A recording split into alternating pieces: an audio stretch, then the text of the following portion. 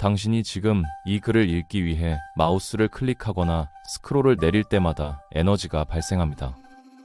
키보드를 두드릴 때도 마찬가지죠. 그런데 이 에너지로 뭔가를 할 수 있을까요?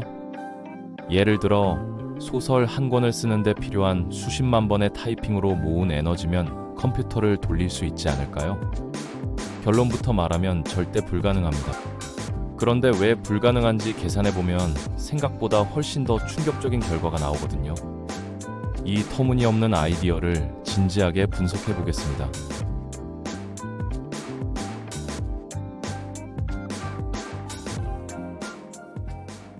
우리는 낭비되는 에너지를 회수하는 것에 굉장한 관심이 많습니다. 실제로 훌륭한 목표이기도 하죠. 하지만 문제는 특정 시스템에서 실제로 얼마나 많은 에너지가 움직이는지 판단하기가 정말 어렵다는 겁니다. 태양광, 도로 같은 멋져 보이는 아이디어들은 막상 계산해보면 전혀 실용적이지 않은 경우가 많거든요. 반면에 자동차 브레이크에서 에너지를 회수하는 회생제동 같은 아이디어는 실제로 완벽하게 작동합니다.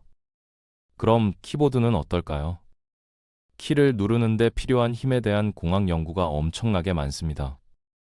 왜냐하면 너무나 많은 사람들이 반복성 긴장 손상으로 고통받고 있거든요.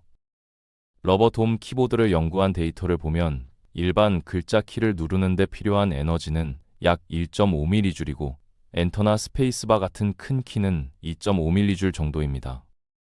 1.5mJ이 얼마나 되는지 감이 안 오시죠? 이 정도 에너지면 물 한 방울의 온도를 1도의 1%만큼 올릴 수 있습니다. 다람쥐 한 마리를 300마이크론, 그러니까 A4 용지 4장 높이만큼 들어 올릴 수도 있어요. 엄청나게 작은 양이라는 겁니다. 이제 키를 한 번 누를 때 드는 에너지를 알았으니 소설 한 권을 쓰려면 몇 번이나 키를 눌러야 하는지 계산해 봐야 합니다.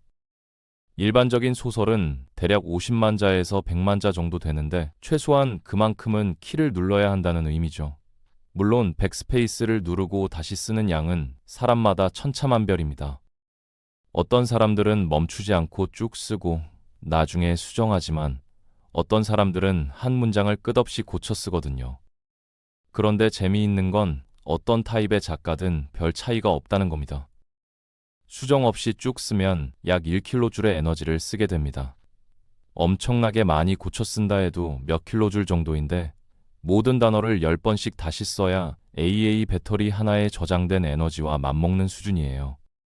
소설 한 권을 완성하면 노트북을 대략 30초 정도 돌릴 수 있는 에너지가 나옵니다. 만약 소설 한 권을 쓰는데 6개월이 걸린다면 100만 초 중에서 단 2초만 키보드 전력으로 돌아간다는 뜻이죠. 6개월의 소설 한 권이면 타이핑을 많이 하는 것처럼 보이지만 실제로는 훨씬 더 많이 치는 사람들이 있습니다. 와펄스라는 사이트가 있는데 마우스 클릭과 키 입력을 추적하는 도구를 제공하거든요. 거기엔 자기 통계를 올리고 서로 경쟁하는 커뮤니티가 있습니다. 와펄스는 20년 넘게 운영됐고 일부 사용자들은 누적 키 입력 횟수가 4억 번을 넘었어요. 헤비 유저들은 2개월마다 소설 한 권 분량을 타이핑하는 셈이고 어떤 사람들은 몇 주마다 그만큼 칩니다. 하지만 더 빠른 키보드 사용자들도 있습니다. 실제 단어를 쓴다는 조건을 버리고 그냥 키 입력 횟수만 따진다면 e스포츠가 유망한 분야죠. 최고 수준의 프로게이머들은 분당 400번 이상의 액션을 기록하는데 이건 마우스 클릭과 키 입력을 합친 숫자입니다. 보수적으로 계산해도 최고 e스포츠 선수는 며칠 플레이하면 소설 한 권 분량을 타이핑하는 셈이에요. 그런데 며칠도 여전히 충분히 빠르지 않습니다. 기억하세요. 키 입력 전력만으로 노트북을 계속 돌리려면 30초 만에 소설 한 권을 써야 한다는 걸요. 전자레인지를 돌리려면 1초에 소설 한 권씩 써야 합니다. 가장 빠른 타이피스트에게도 글쓰기는 절대 새로운 형태의 운동이 될 수 없습니다.